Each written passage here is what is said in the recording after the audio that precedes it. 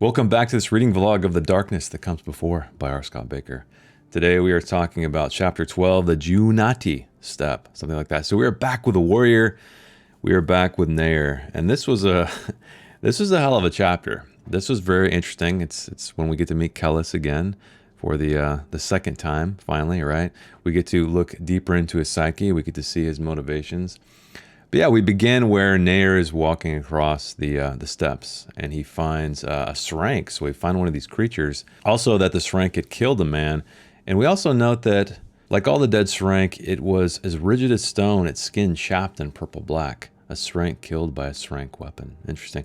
So I'm not sure what that means quite yet. We haven't seen the Srank since the very beginning of the novel. We get very simplified glimpses of what they look like, which I like. I don't like it when it's funny, I'm going to bring up Sanderson again because I always like to trash on his writing. But I remember The Way of Kings. I was reading the prologue, and the descriptions he was giving to the creature that was the creatures that were lying dead there.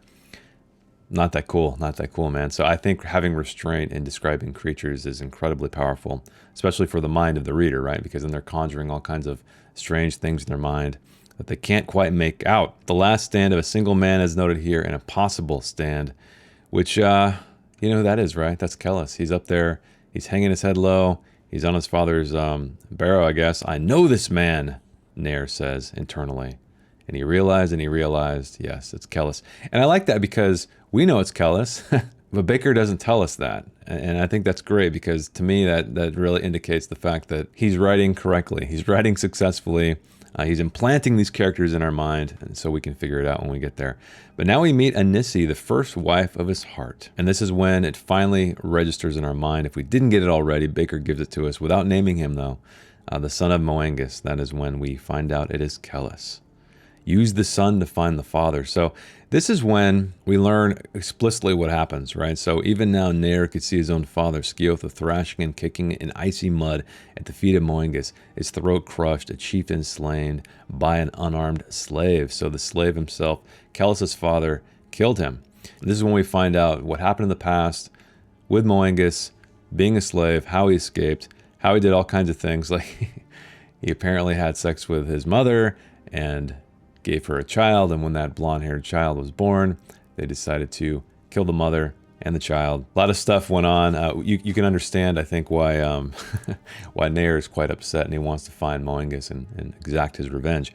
The funny thing is, though, we start talking to Kellis, and he has the same thing in mind, right? He wants to find his father. We didn't know why. We knew he wanted to find his father earlier on in the book, but we didn't know his motivation whatsoever. Now we do. He wants to kill him. Why? We'll get into it very shortly. And this is when some of the more philosophical things, I think, come into play. But why do they ride the same trails over and over again when the ways to their destinations are without number? So this is when Kellis and Nair are chatting about, these warriors traveling across the steppes and sticking to the trails, even though they can literally go any direction they want to, or take any path, I should say. So why do they do that? And now this triggers something in Nair. For the first time, Nair saw his people through the eyes of an outsider. How strange it all seemed. For the first time, he had truly asked why. So he's finally questioning. It's very familiar, right? If you've grown up in a certain culture and then an outsider comes along and tells you some things, it allows you to have more introspection. Ask the question why. Like, why am I doing this? Why do we do this? What does it all mean? And where no paths exist, Moangus had continued, a man strays only when he misses his destination. True words. We Dunyain, Nair, are guides and trackers, students of the Logos, the shortest way. Of all the world, we alone have awakened from the dread slumber of custom. We alone. So this is when I'm thinking that it feels like he's talking about free will. It feels like he's talking about determinism, because it's almost as if he says the darkness that comes before, right? That's the title of the book. That's when we get to understand really what the title means.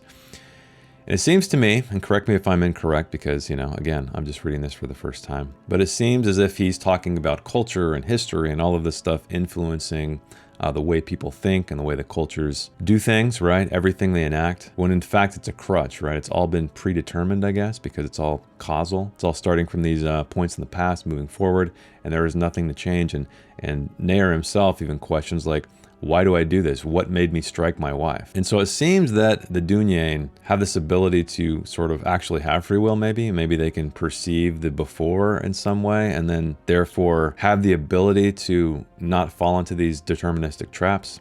I'm not quite sure, but that's how it's feeling right now.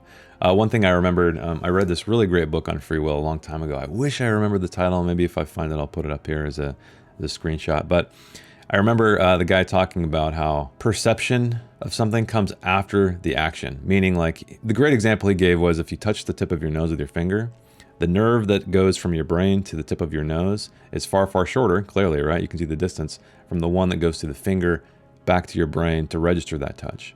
But we feel it simultaneously, meaning our perception is lagging behind the actual impulse. So I thought that was a simple way to really put your head around the fact that our perceptions do perhaps come after what the event that would trigger that perception would be, meaning there is no free will, meaning all of this stuff is happening and then we're perceiving it after the fact. I don't know, something to think about. And this is when Nair and Kellis are on the road. After he'd murdered my father and Udamont were bound by honor not to molest him, shaved his face and dyed his hair. But then Kellis asked, who gave him the dye? Nair's heart almost stopped. I did. And this is when we kind of figure out that these Dunyin have the ability to possess people in a way, right? Get inside their heads. They're magical beings of, I don't know, whatever, some kind of stuff. And this is when we also learn why Kellis is after his father. So he went off on some journey, and when he returned some months later, it was decided that he must be exiled.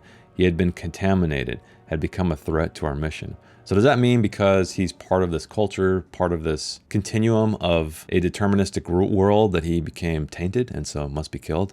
I don't know. Oh, but here is a better description when Kellis is speaking. The Dunyin have surrendered themselves to the Logos, to what you would call reason and intellect. We seek absolute awareness, the self-moving thought. The thoughts of all men arise from the darkness. If you are the movement of your soul and the cause of movement precedes you, then how could you ever call your thoughts your own? Sounds like free will to me. How could you be anything other than a slave to the darkness that comes before? So a really cool way that Bakker's weaving in the title, or giving the title some kind of actual meaning, right? Rather than it just sounding cool. But only the Dunyin are awake. Moengus, my father, threatens this.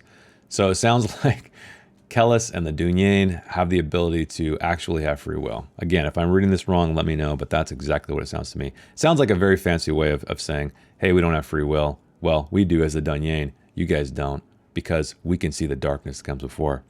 How many times after striking one of my wives, this again was what I mentioned, had he looked to the stinging palm and thought, who moved me to do this? Who? And here it goes on. History, language, passion, custom, all these things determine what men say, think, and do.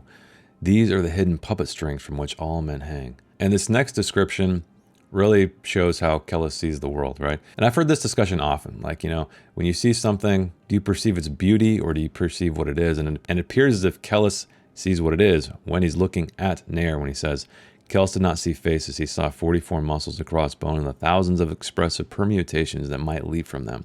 A second mouth as raucous as the first, and far more truthful. So it appears that Kellis cannot see the beauty of the world. He sees things as they are, right? He sees the molecules, the atoms, the parts, but not really the sum of the parts. Which to me makes me wonder how developed of a character Kellis is going to be.